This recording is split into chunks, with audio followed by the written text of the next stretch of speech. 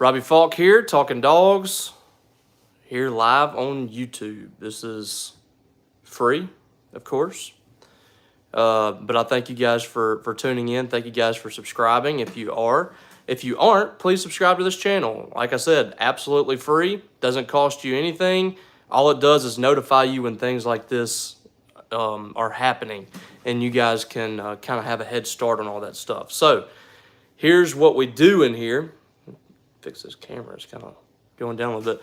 Here's what we do in here. This is very relaxed, very open. You guys talk about whatever you want to in here. We're going to talk basically Mississippi State sports, but if you want to talk anything else, feel free. I mean, we'll talk about whatever you want to. Music, wrestling, food, whatever you guys want to talk about, we will do it right here on YouTube. I got a little time to spare tonight, and I don't mind talking to you guys, so there's a chat box over there on the right-hand side of this page, and you can type in whatever you want to, and we'll discuss it. So today we've got some basketball to talk about. There's some news out there with Mississippi State men's basketball and the women as well.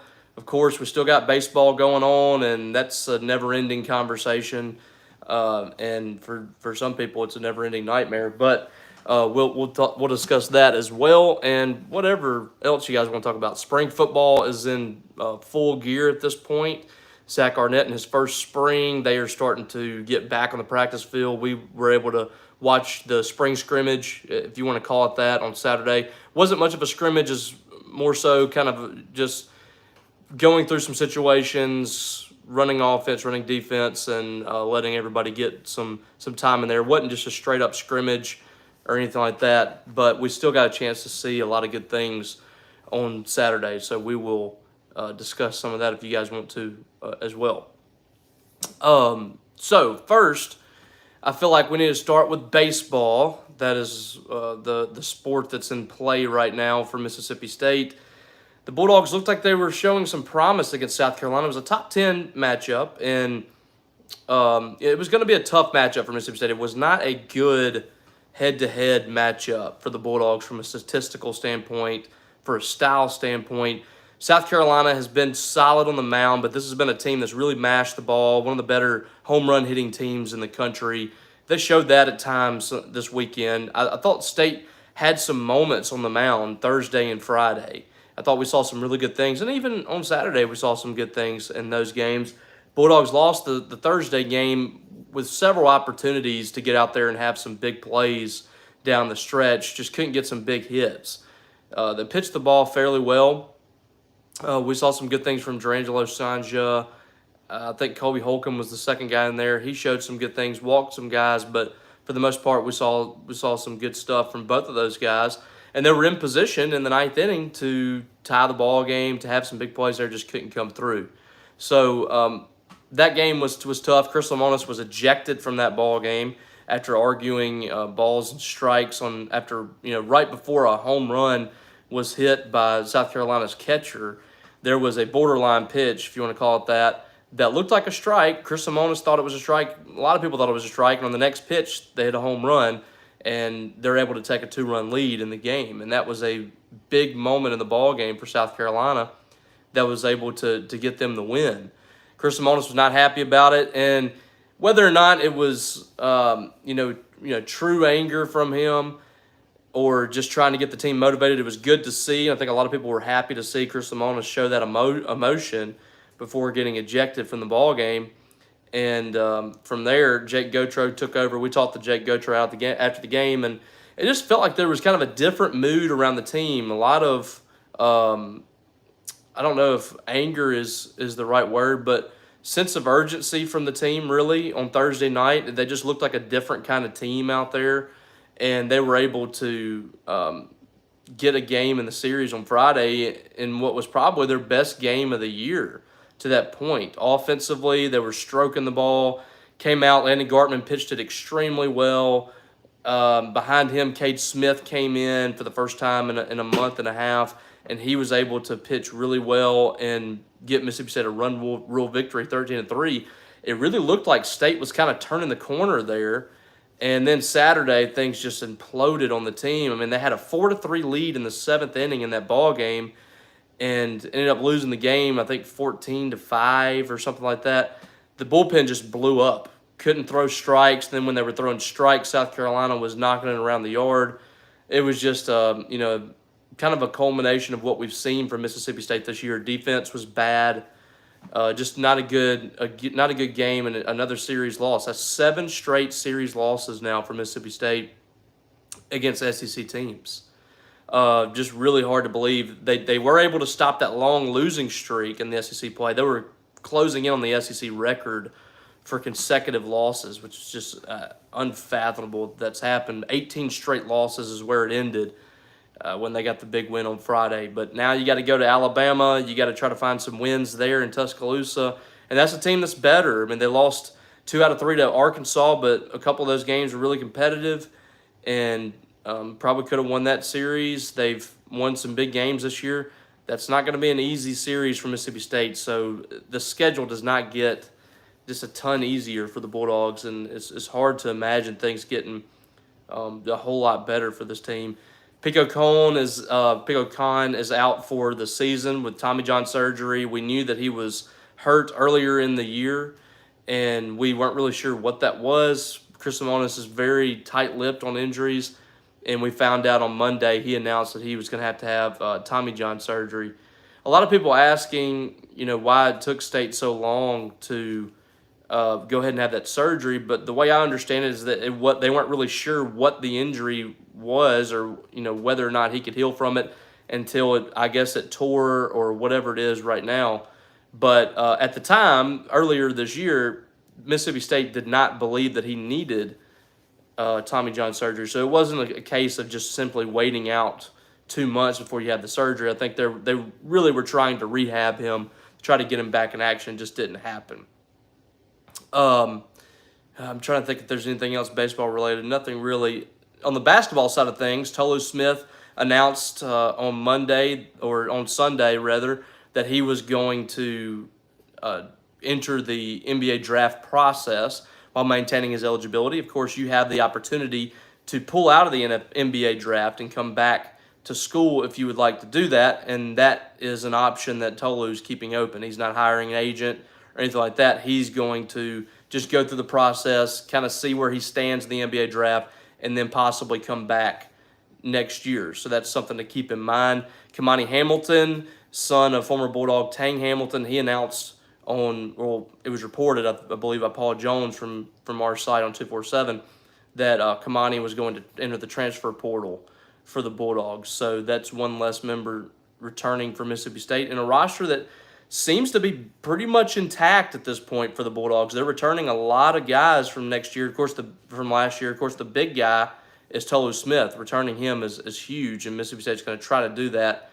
but it's all really going to depend on Tolu, and it's kind of going to keep the transfer portal process hostage a little bit. You're not able to go out there and heavily recruit some of these other big guys because you don't want to scare off Tolu, but also those guys aren't going to want to come here if Tolu Smith's returning. So that's kind of a wait and see, and Mississippi State's going to need to know sooner rather than later what they're going to do at center. For the women, 3 new transfers going to the portal. 2 of the Hayes sisters, Aislinn and Alacia. Of course, Anastasia, the oldest sister, her eligibility is exhausted. She is moving on from Mississippi State, and the other 2 are now moving on as well. And also Anaya Palmer, who is a freshman this year, she redshirted. She's left as well. They joined Mia Moore, who transferred a couple of weeks ago, and Charlotte Cole as well. So mostly all reserves at this point. No major contributors have transferred from either team at this time. So, again, if you have any questions, drop them in on the right side of your screen.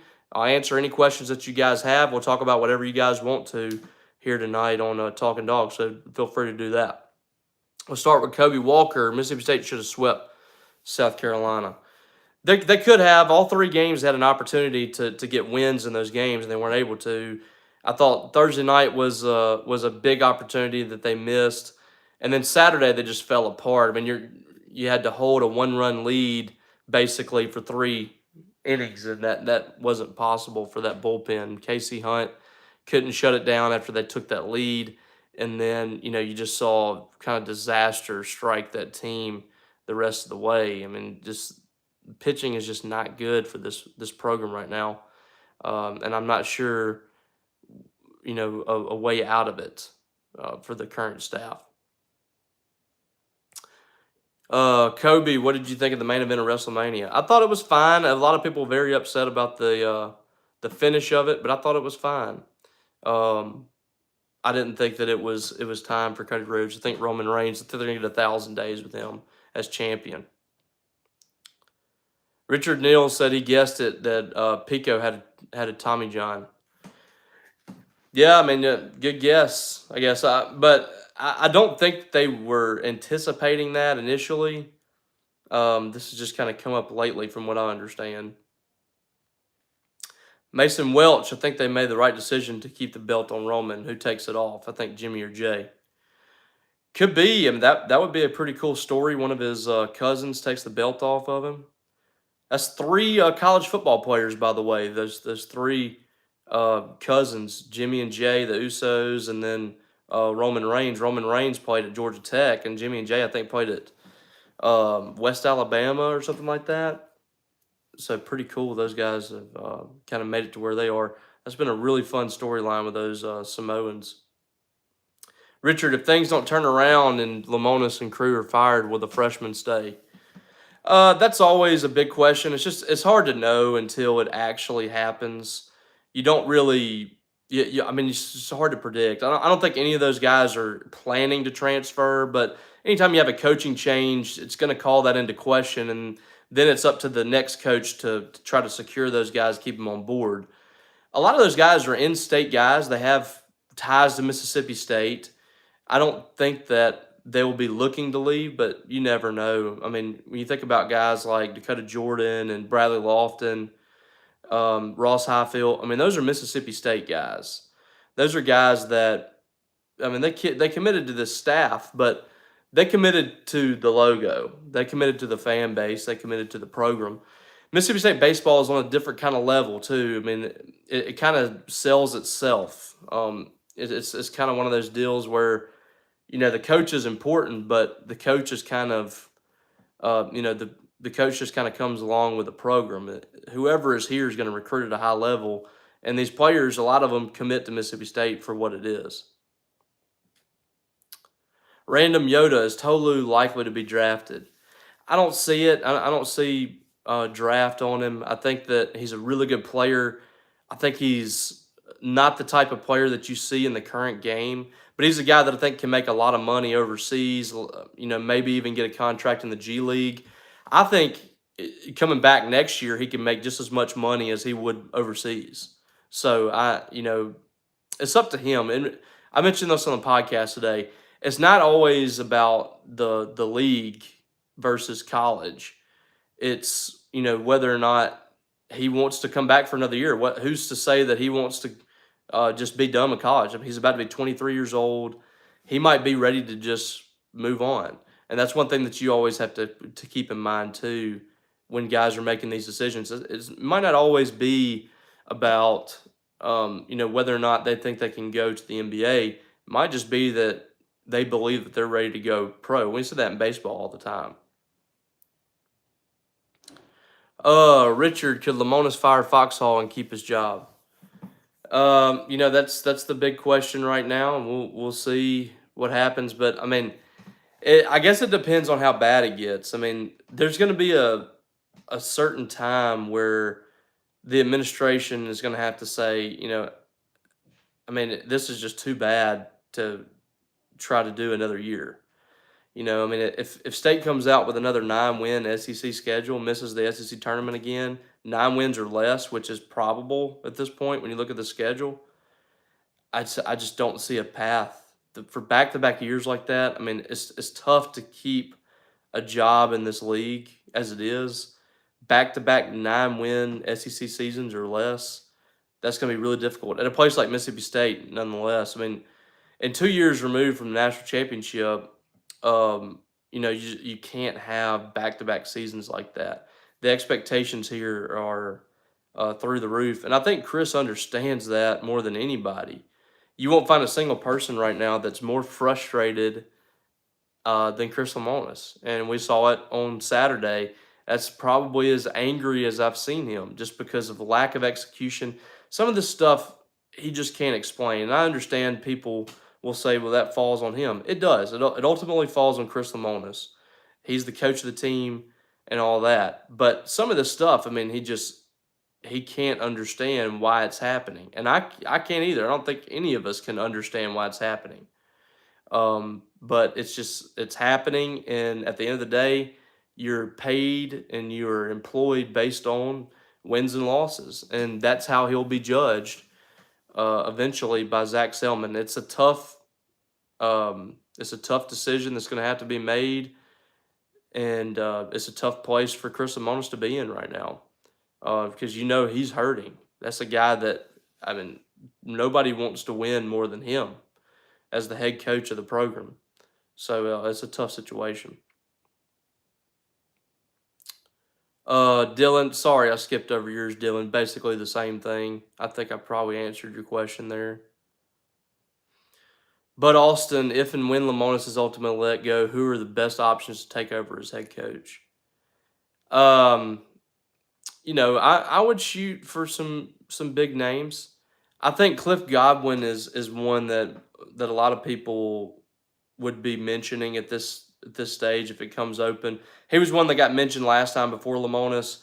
He's one that I would go after. He's built a really good program at East Carolina. Great recruiter. He's developed talent really well. He's producing guys on to the next level, producing some nice talent, and he's doing it at a place that's not easy to win. And that's not a place that's just flush with a lot of great facilities and money, and there's some good talent in South Carolina and that area in North Carolina, but I think that where Mississippi State is kind of a hotbed.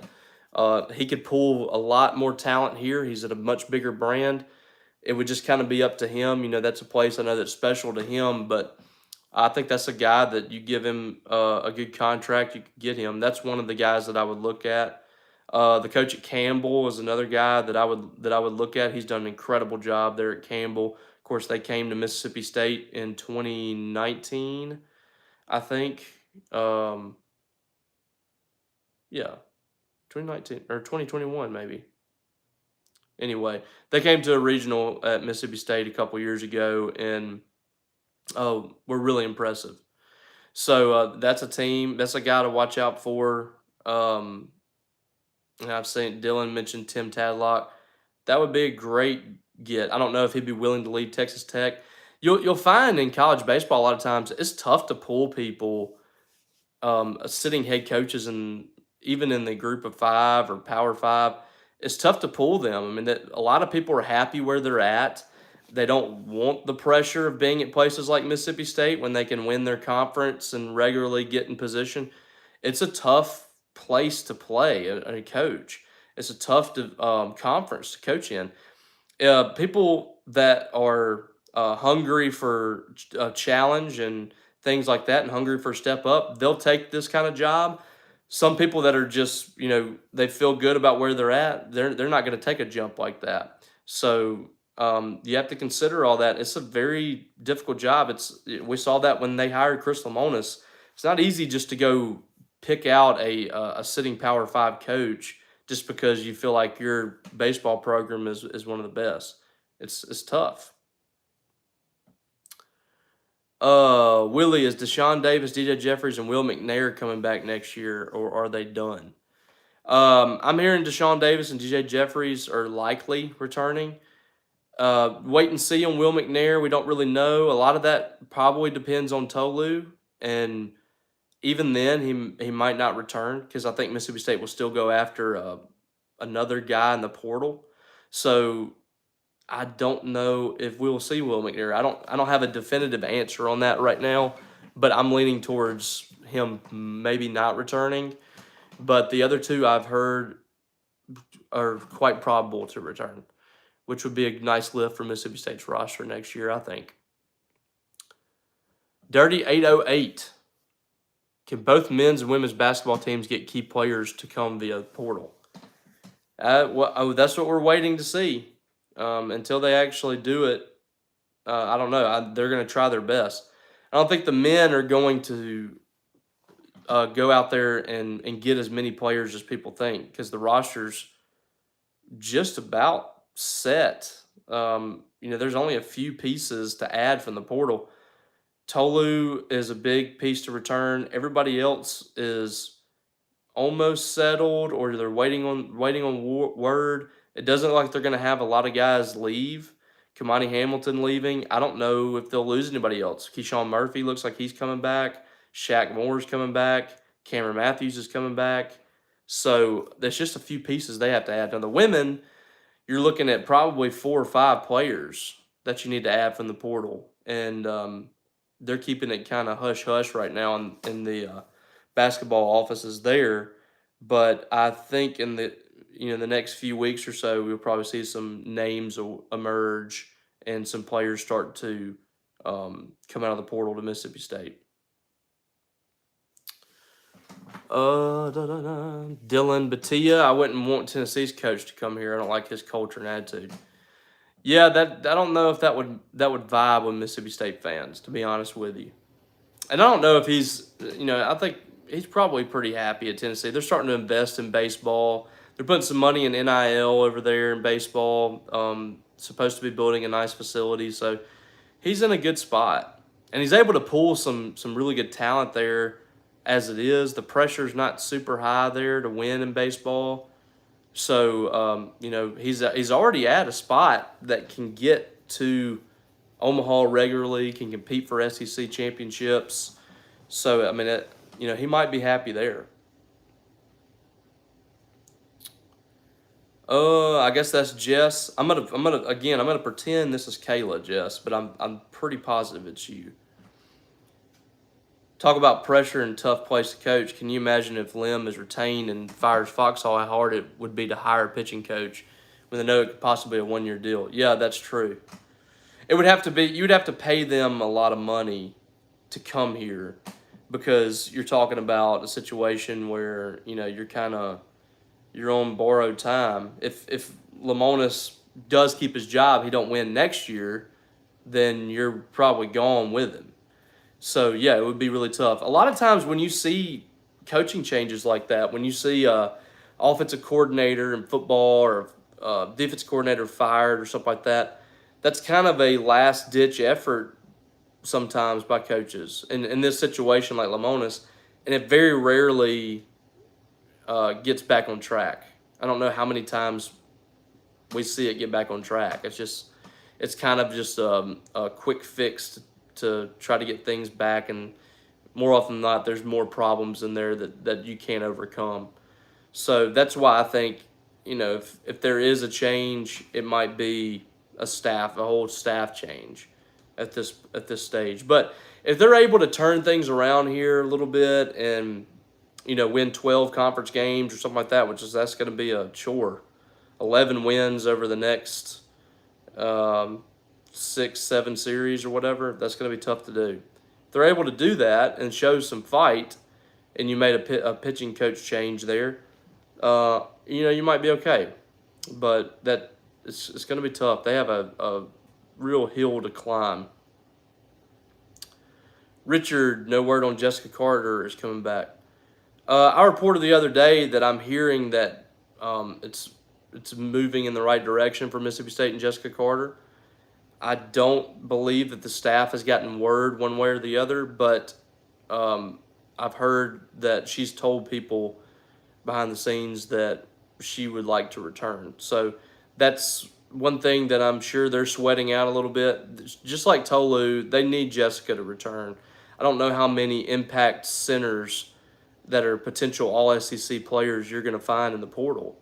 So having a player like that's been here, this is coming on, I guess, 6 years, that has proven it in this league, that's invaluable. She can be huge for Mississippi State next year. And this was a year that is kind of like a rebuilding year for her. She spent a year away from basketball, had to get back in shape, had to get mentally prepared, physically prepared, and she got back, and I thought played really well. I mean, to finish all SEC this year after sitting an entire year out and having the so many trials that she went through and so many obstacles that she kind of overcame. I thought was amazing, and now you move into next year and she comes back and she's had a year to kind of regroup and get back into the mindset that she wants to be in and the physical abilities she wants to be in.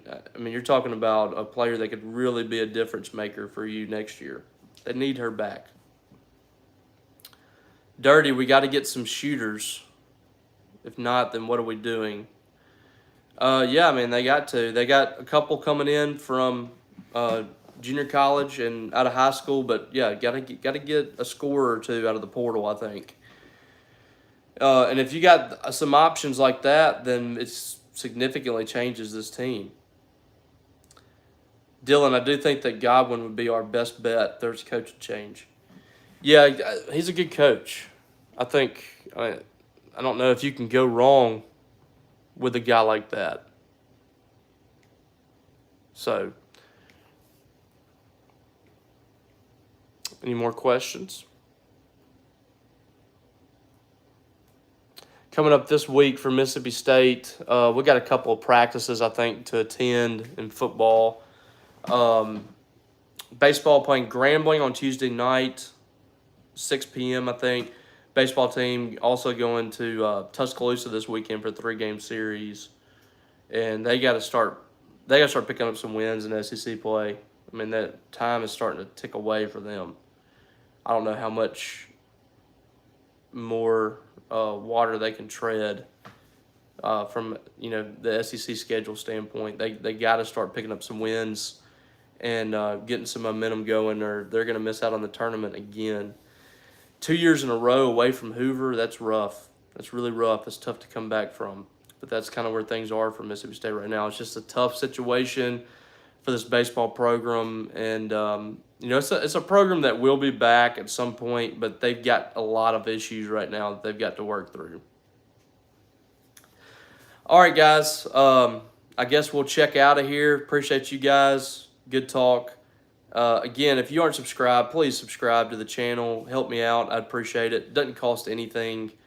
It's just a way to support this channel, support me, and I really appreciate it when you do. Check us out 247. We got some good stuff going on right now. Recruiting it never stops.